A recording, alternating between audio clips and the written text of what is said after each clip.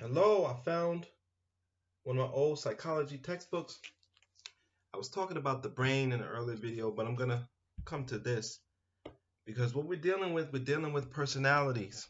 And we're going to be dealing with a lot of personalities that are going to have effects on our lives, from politicians all the way down to our families and friends and our neighbors. And so let's deal with that. We're going to be reading about transference. Most of us have had the strange experience of instantly feeling that we like or do not like someone we have just met, perhaps even someone we have only seen and never spoken to. A woman recently told me about a new employee in her office to whom she took an immediate dislike. My friend had never spoken with this woman or this other woman, nor did she know much about her. Nonetheless, she was sure the woman was conceited and selfish. She maintained these beliefs even when her colleagues described the other woman as warm, friendly, and generous. That probably made it worse. What was going on here? My friend is not particularly judgmental or difficult to get along with. Why would she have such strong opinions about someone she had never met? The answer my friend eventually realized was that the new worker resembled her older sister. The worker not only had similar facial characteristics to the sister, but also walked and dressed like her. As you may have guessed by now, my friend had a strained relationship with her sister. She thinks her sister is conceited and selfish. In short, my friend was guilty of transferring her feelings about a significant person in her life to a person she had yet to really meet. And this is why you can't be led by feelings. At some point, we're going to realize thoughts have to lead you. And I'll give you a personal thing when we get here. As you may recall from chapter 3, Freud described a similar phenomenon many years ago. He called it transference. During psychoanalysis, some of Freud's patients would transfer their feelings about significant people in their lives to the therapist. By talking to Freud as if he were a deceased parent or former lover, patients were sad and to release previously repressed thoughts and feelings about the individual.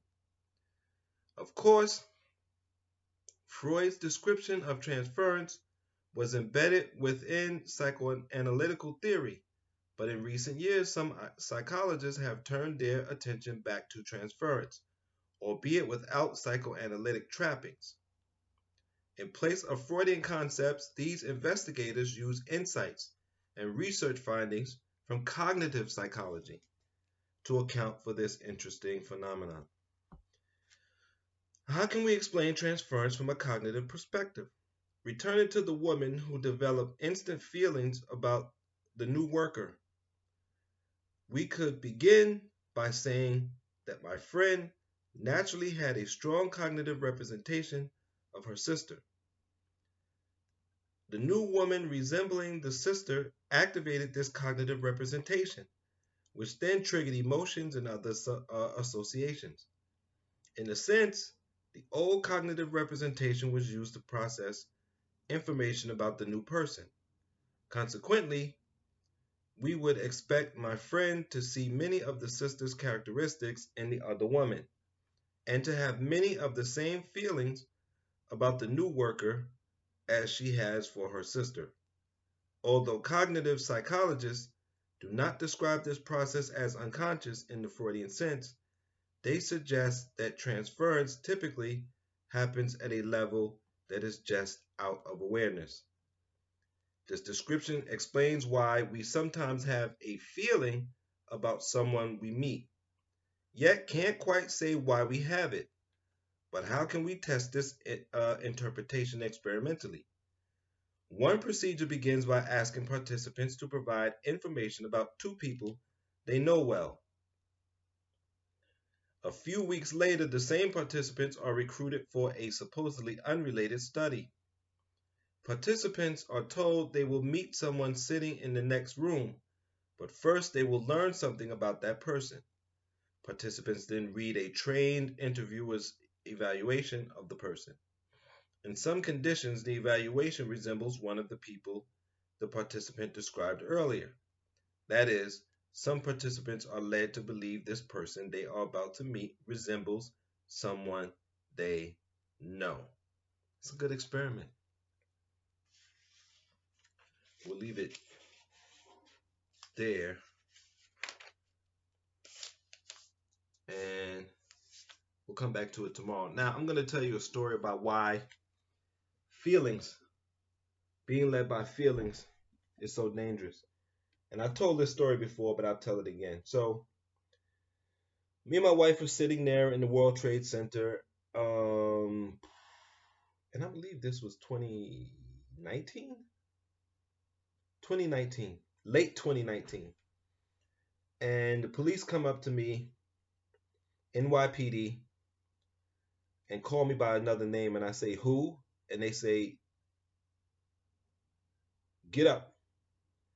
One black cop, one white cop. The older white cop goes 10 feet away, keeps his hand on his gun. The black cop deals with me. Now, my heart is, my feelings are, these people can kill me right here in the subway. And I got to either run or defend myself. That's what your feelings are, that fight or flight. But my mind is, my wife's with me. If they kill me and she gets involved, they can kill her. So what my mind, my thoughts go into effect. And I think, I put my hands up, I point to my pocket. The black cop says, okay. I get my wallet, and this book's heavy. I get my wallet and I give it to him. My ID. White guy's had his hand on the gun the whole time. More cops now have surrounded me. They're all short, so I'm head and shoulders above these guys, for four guys. And I'm thinking, well, I'm kind of old. Now I know I'm a black man and this is life, but I'm kind of old. I really can't do anything for the prison system. I can't really work. And make no mistake, the prison system is slavery. It's modern slavery. That's weird. And in the midst of talking, you know, black cops, where you coming from? Are you alone? I say, yes, I'm alone. Because again, I don't want my wife involved. Yes, I'm alone. I'm coming from Brooklyn. I'm going back home. And he lets it slip that they were looking for somebody that did armed robbery. I don't think he was supposed to let that slip. So they take my ID, they go over, they look it up. I don't know I guess on their device, on their phone, whatever it is. And, you know, because the black cop says, oh, you look like somebody. And I say, yeah, we always do. So that was my little slick barb. So no, I'm not going to flail my arms around and say, why you arrested me? And y'all don't know. No.